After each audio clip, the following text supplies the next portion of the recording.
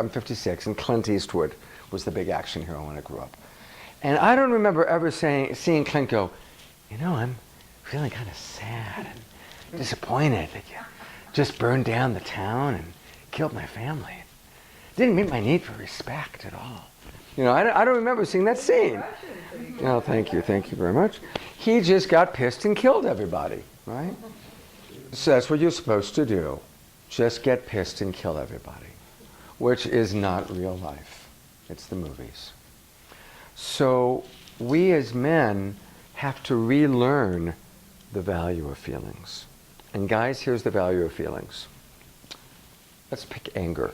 Who in this room, men or female, male or female, who judges anger? Who judges other people for getting angry? Anybody? Who judges themselves for getting angry? Okay. Let's change that right now. Anger is not bad. Anger is not wrong. It definitely needs to be managed.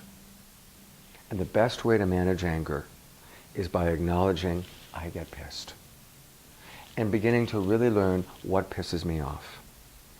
And learning how to, the moment you feel that first agitation, you feel that first trigger, get out that universal human needs list that I just passed out and ask yourself, which of these words haven't been met the way that I would like?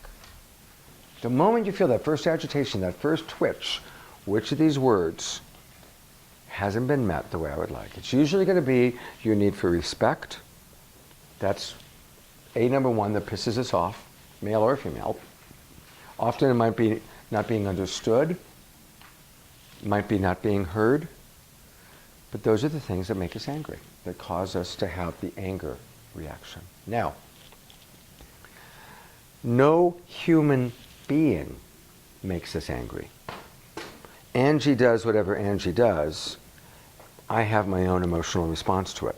My emotional response might be anger, it might be frustration, it might be love, it might be connection. People do what they do. We respond. Our feelings are our feelings. And I'll give you an example.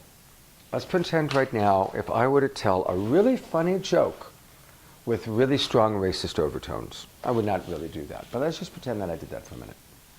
There could be 15 different emotional responses to the same trigger. You could think it was hilarious, you could be shocked, you could be bored, you could be outraged, you could be confused. I mean, there could be 15 different emotional responses to the same trigger. Okay? So this is important. It's important because we all want to learn how to start owning our feelings. Own our feelings. But don't own it like, you make me so angry. Own it with, when I waited 30 minutes for you, we were supposed to meet at 3 and you didn't get there until 3:30, I got really pissed. It didn't meet my need for trust. It didn't meet my need for respect. And you know what? That's something that we can pretty much hear. Now, if I go into a judgment, you always do that. You never care. If I start with a you sentence and go into attack mode, we're not going to work it out very well. But if I can just own, I'm feeling really angry, I'm feeling really disappointed. I've been waiting for 30 minutes and I really want to connect with you, and I didn't get a call from you, and I just really want you to know that I'm angry. It didn't meet my need for trust. Now, it might be hard for you to hear that, but can you manage hearing it? Yeah? Be honest. How would it be for you if that was the situation, if that's what happened, if I said it to you that way? Own that I'm angry. And I'm angry because I care about you and I care about our relationship. And I'm angry because my need for trust wasn't met. Can you hear that? It's that last bit that I trip on. Tell me which part. My need for trust isn't being met. Okay, good. But that's a different set. That's I know, Mm-hmm. my own filters, Mm-hmm. if you will.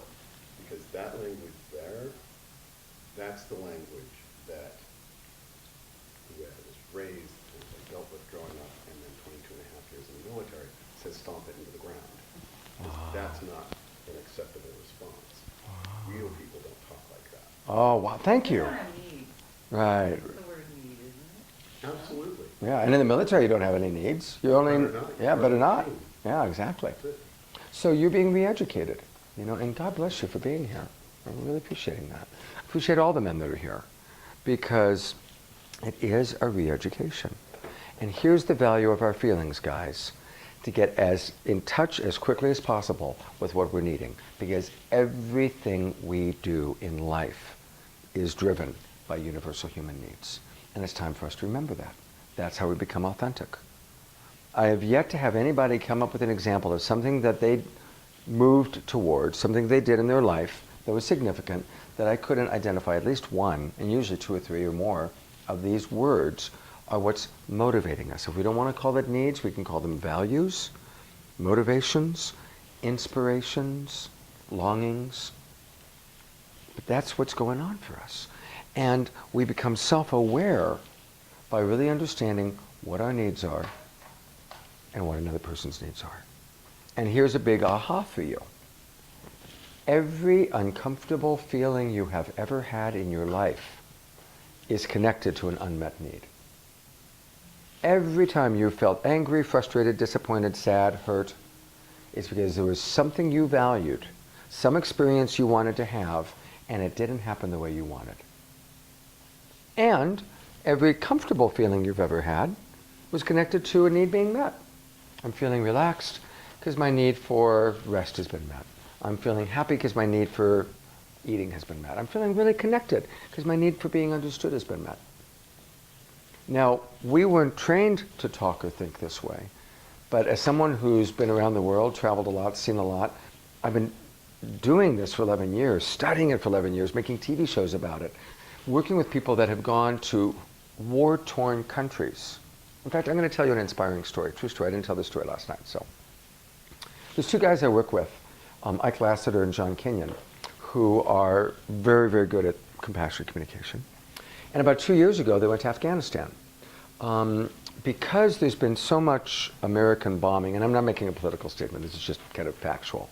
There's a lot of American bombing that goes on in Afghanistan. They figure out that there's a terrorist cell and they'll bomb the building, and often several buildings near it also get wiped out.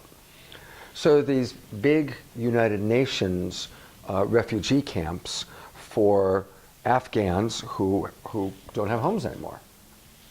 And they had a really difficult situation because one village had been pretty well leveled, and another village 100 miles away had been leveled, but they both had to go to the same United Nations refugee camp. But guess what? This clan and this clan have been at war for generations. At war for generations. They have killed each other. They have done terrible things to each other. And now the survivors of this village and the survivors of this village are living a few tents away from each other in a horrific situation of this United Nations refugee camp. And they were constantly right on the edge of going at it. So they bring in John and Ike to teach nonviolent communication. Now, the Afghans speak Urdu. John and Ike only speak English. So everything's taking place through a Palestinian translator. And picture the scene. Warlord number 1, and he's got his dudes behind him. Cross the tent. Warlord number 2, he's got his dudes behind him. Sorry, no women in the scene. Pakistani translators are here, and Ike and John are here, trying to desperately, through different languages, get across feelings and needs and how to do this. For 2 days, almost no progress. Both sides are just accusations and accusations. You did this, you did that, you did this, you did that. And Ike and John are giving lots of empathy for how horrible it feels that those things happened. Lots and lots of empathy, and the empathy is keeping them from attacking each other. Finally, at the end of the second day, they've kind of explained about feelings and needs. They've made a list in Urdu of the primary, 25 primary feelings, made a list in Urdu of maybe 35 primary needs. And they ask each warlord to go home that night and make a list of the primary needs that they have for their tribe and how they feel when those needs aren't met. I sometimes get choked up when I tell this story. Next day, they come in. Warlord number 1 goes first, and he goes through, one by one, which of these words, which of these values are most important to him and his people. And he shares the word, which feelings are connected when that's not happening. Warlord number 2 begins to shake because Warlord number 2 had the exact same words in the exact same order with the exact same feelings. And in that holy instant, in that holy moment, Warlord number 2 realized that he and Warlord number 1 were the same guy. This isn't my enemy. This is me. And everything shifted. And that started a peace process that led to them creating a peace pact. And they're actually making a documentary about this now. And both tribes agreed to rebuild a village together in honor of the members of the tribe that had died. And obviously I'm getting worked up, but I'm sharing this with you because this is the power of when we really identify in our arguments what the feelings are and what the needs are for ourselves and for the other.